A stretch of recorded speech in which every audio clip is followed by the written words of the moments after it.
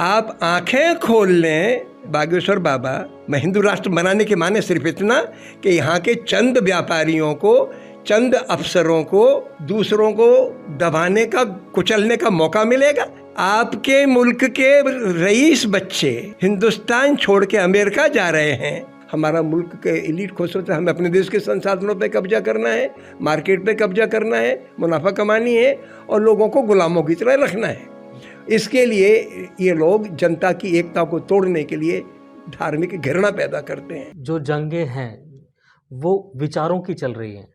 अगर हम अपने मुल्क की बात करें तो सियासत में अगर हम देखते हैं तो पहले मुद्दों की सियासत होती थी, विकास की सियासत होती थी। अब सियासत जो की जा रही है वो धर्म के आधार पर, जाति के आधार पर की जा रही है। खासकर जब कुछ नहीं मिलता तो देश के अंदर जो अल्पसंख्यक हैं मुसलमान, उनको निशाना बनाया जाता है। इसको किस तरह देखते हैं आप? ऐसा अंदर मुसलमानों का जो अस्तित्व है मैं बताता हूँ। ये जब से भाप का इंजन बना, उसके बाद डीजल पेट्रोल का इंजन बना तो तेल महत्वपूर्ण हो गया। जब भाप का इंजन बना था तो कारखाने बने, तो उसके लिए लोहा इम्पोर्टेंट हो गया, कोयला इम्पोर्टेंट हो गया और खनिज इम्पोर्टेंट हो गए। जब तेल का इंजन बन गया 1886 में, तो उसके बाद से फिर ये पेट्रोल वगैरह महत्वपूर्ण हो गया। तो दुनिया का जो संपन्न वर्ग है हमारे मुल्क की आबादी का वो 10% है। अमेरिका में उसकी तादाद थोड़ी ज़्यादा है, लेकिन सारी धरती का जो एलीट है वो साम्राज्यवादी सोच का है कि दूसरे मुल्कों के संसाधनों पे कब्जा करना है। हमारा मुल्क के एलीट खुश होता है, हमें अपने देश के संसाधनों पे कब्जा करना है, मार्केट पे कब्जा करना है, मुनाफा कमानी है और लोगों को गुलामों की तरह रखना है। इसके लिए ये लोग जनता की एकता को तोड़ने के लिए धार्मिक घृणा पैदा करते हैं। कई मुल्कों में नस्ल के आधार पर घृणा पैदा की जाती है, जैसे रुवांडा में हुटू और टुटसी के दरमियान की गई नस्ल के आधार पे, भले ही दोनों के धर्म एक हो। हमारे मुल्क में 3000 साल तक जात के नाम पे नफरत खड़ी की गई, लड़के की लड़की की नफरत भी खड़ी की गई ताकि लड़कियां उठ ना सकें। तो इस तरीके से नफरत तो हमारे बदकिस्मती से इतिहास में चली आई है। लेकिन जब से साम्राज्यवाद आया, हिंदुस्तान में हमारा अंग्रेजी राज का दौर चालू हुआ, तो उन्होंने धर्म के नाम पर नई नफरत दाखिल की। जबकि हिंदुस्तान में इस्लाम बड़े पैमाने पर शुरुआत में तो आई गई थी, जब मोहम्मद साहब के ज़माने में इस्लाम आ गया था कुछ व्यापारियों के जरिए केरल में। लेकिन बड़े पैमाने पर जो आए वो ख्वाजा मुद्दीन चिश्ती और उस सिलसिले के प्रभाव से हिंदुस्तान के कमज़ोर तबकों के लोग मुसलमान बने और कुछ खुले दिमाग के लोग भी बने, बड़ी बरादरी के लोग भी बने जिनका दिमाग खुला था।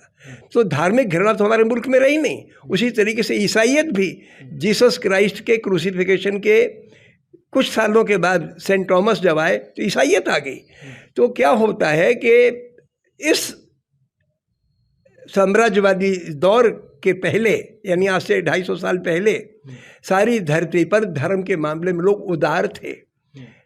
हमारे हिंदुस्तान का बौद्ध धर्म चीन चला गया, वियतनाम चला गया, जापान चला गया, इस्लाम हिंदुस्तान आ गया, ईसाइयत हिंदुस्तान आ गई, पारसी धर्म के लोग हमारे मुल्क में आ गए, ईसाई भी, यहूदी भी कुछ आ गए। तो इसलिए बड़ा खुलापन रहा, धर्म के मामले में तंगदिली नहीं रही। नस्लवाद, जातिवाद तो रहा, लेकिन धार्मिक उदारता रही। ये नया जुनून खड़ा किया गया है, साम्राज्यवाद ने खड़ा किया। तो अब मुसलमानों के सामने मसला क्या है? हमारे मुसलमान 90% किसान, मजदूर और कारीगर हैं।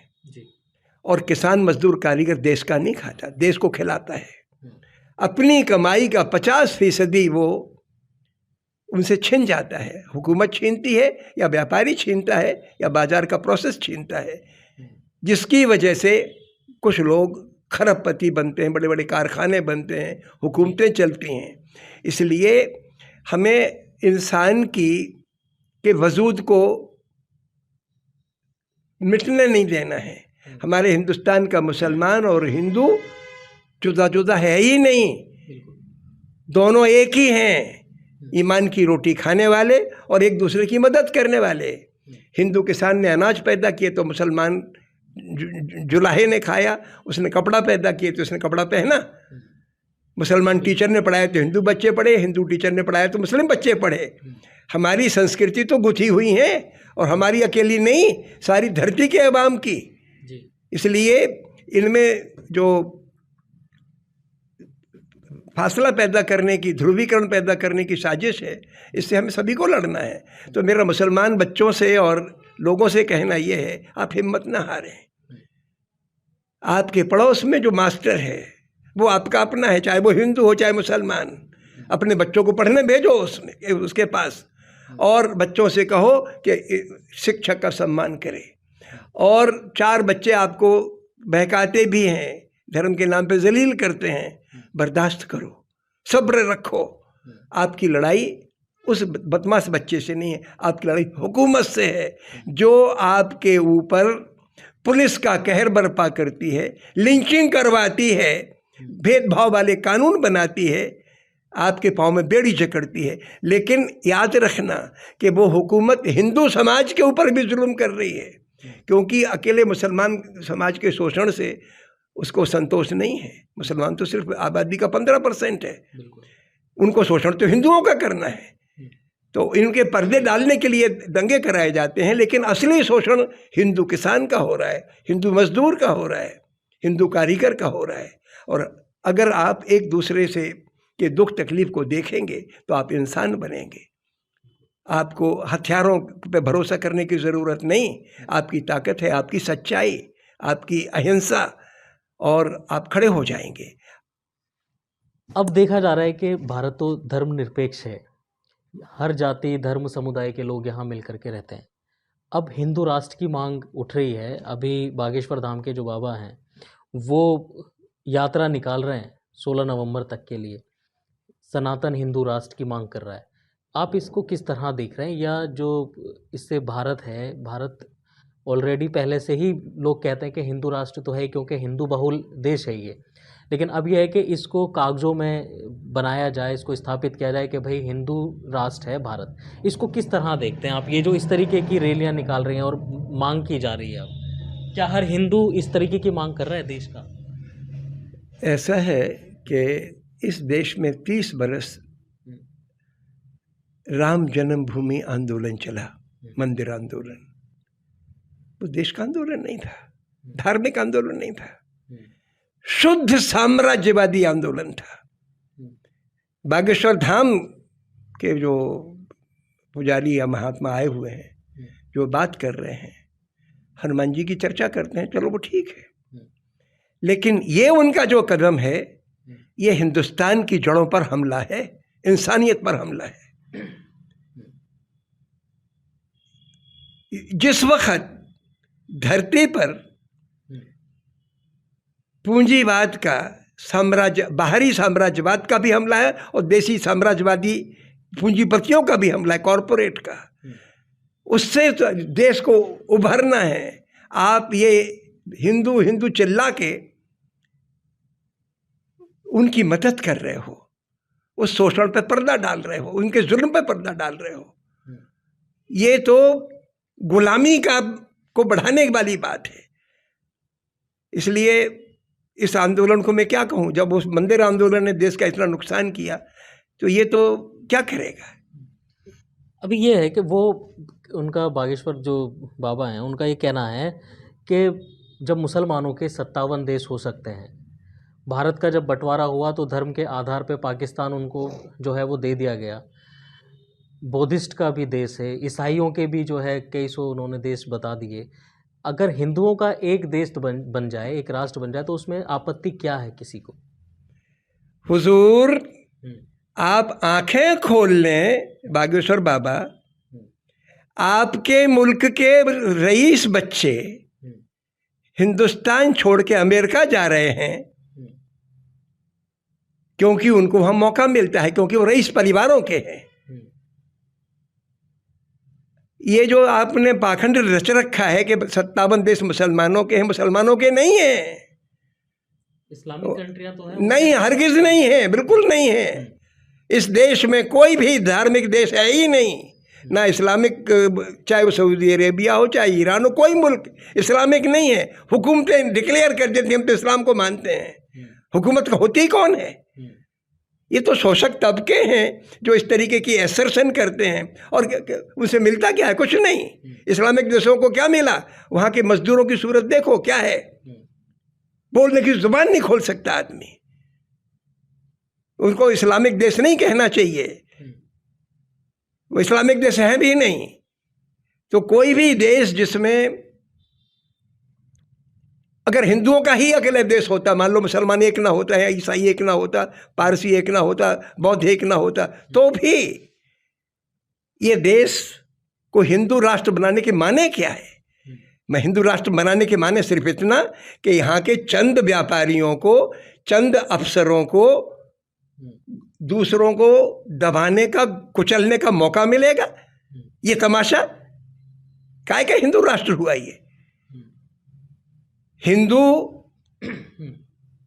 एक काल्पनिक शब्द है जो हमारी बाहरी जिंदगी से चिपट गया है कि मैं हिंदू घर में पैदा हो गया तो हिंदू कहलाऊंगा। ठीक है भाई, खान पान के मामले में, भाषा के मामले में, पूजा पाठ के मामले में मैं मुस्लिम या ईसाई लोगों से फर्क मालूम पड़ सकता हूँ, लेकिन ये तो बड़ी ऊपरी चीज़ है, हमारी ज़िंदगी का 1% हिस्सा भी नहीं है। असली ज़िंदगी तो हमारा सोच है, हमारा व्यवहार है, जो हम सबसे करते हैं। हम उसमें कितने खुले हैं, उसमें कितने कपटी हैं। आज तो भाई भाई से लड़ता है, आज नहीं, भगवान राम के ज़माने में भी आखिर उनकी सौतेली माँ ने उनको वनवास का दिया ना। तो ये इस तरीके का तो हिंदू काय का एक है। जब राम को उनकी कैकेयी ने राम को अपना बेटा नहीं माना, जब वनवास दे दिया, जिसके गम में उनके शौहर दशरथ गुजर गए, तो ये माने क्या है इसका? ये तो सिर्फ एक छल है, ये दगा है हिंदुस्तानी अवाम से। हम हिंदू राष्ट्र बना देंगे, क्या बना देंगे आप? वो सारे धर्मों के लोगों को जो सनातनी हैं वो सबको एक करने की बात कर रहे हैं। अरे भाई, हिंदुस्तान जो हिंदू बटा हुआ है, हिंदू बटा हुआ नहीं है और ना मुसलमान बटा है। सारी हिंदुस्तान धरती का आवाम एक ही है। हिंदू और मुसलमान तो एक ही है, अलग अलग है क्या? आपने ये पाखंड खड़ा कर रखा है ताकि नफरत आप लोगों की रगों में उतार सको, ताकि गरीब हिंदू गरीब मुसलमान से लड़ बैठे। ये षड्यंत्र क्यों करते हो? जरा झांक के देखो। आप हनुमान जी की बात करते हो, हनुमान जी के बारे में एक बात आपको दिमाग में रखनी चाहिए।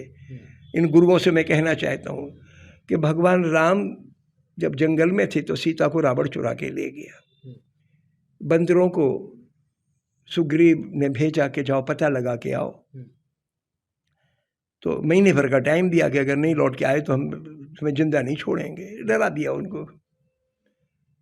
29 दिन गुजर गए, 30वां दिन था तो सब बंदर सोचने लगे एक पेड़ के नीचे के साहब मैं क्या करूं, हम लोग क्या करेंगे। सीता का पता लगाने आए थे, ढूंढ नहीं पाए, इसलिए में एक गिद्ध आ गया संपाति। बोले क्यों तुम परेशान हो? तो बोले हम सीता को ढूंढ रहे, मिल नहीं रही। तो बोले अच्छा मैं मालूम करता हूँ। तो चढ़ गया आसमान में, गीत को दूर का दिखता है तो उसने देख लिया कि लंका, एक समंदर के बीच में लंका है, उसमें सीता बैठी है। तो वो आए, बोले वहाँ है। अब सब बंदर कहने लगे कि जाएगा कौन इस समंदर को क्रॉस जंप करके, कौन जाएगा उधर? तैर के जा नहीं सकते, इतना लंबा समंदर है, कैसे जाएंगे? तो कई बंदर अपनी ताकत बताने लगे कि हम जा तो सकते हैं लेकिन लौटने में जरा कुछ अंदेशा है। हनुमान खड़े थे वहाँ पे, कुछ नहीं बोले, क्योंकि उनमें दिखावा की नियत ही नहीं थी उनकी, कभी दिखाते नहीं थे मैं कितना ताकतवर हूँ। तो जामवंत बोला, एक भालू था, बुजुर्ग भालू, बोले हनुमान तुम क्यों खामोश खड़े हो? तुम नहीं जा सकते क्या? नहीं सब मैं चला जाऊंगा। आप कहेंगे जरूर चला जाऊंगा। यानी इतनी नम्रता थी हनुमान में, कभी शो ऑफ नहीं किया जी। तो इनसे सीखो, आप उनकी भक्ति की बात करते हो। वो है हनुमान जिसमें अपनी ताकत का गुमान ना हो, अपने बड़प्पन का गुमान ना हो, बहुमत का गुमान ना हो। आप तो आतंकित करने के लिए यात्राएं करते हो, टेरराइज करते हो।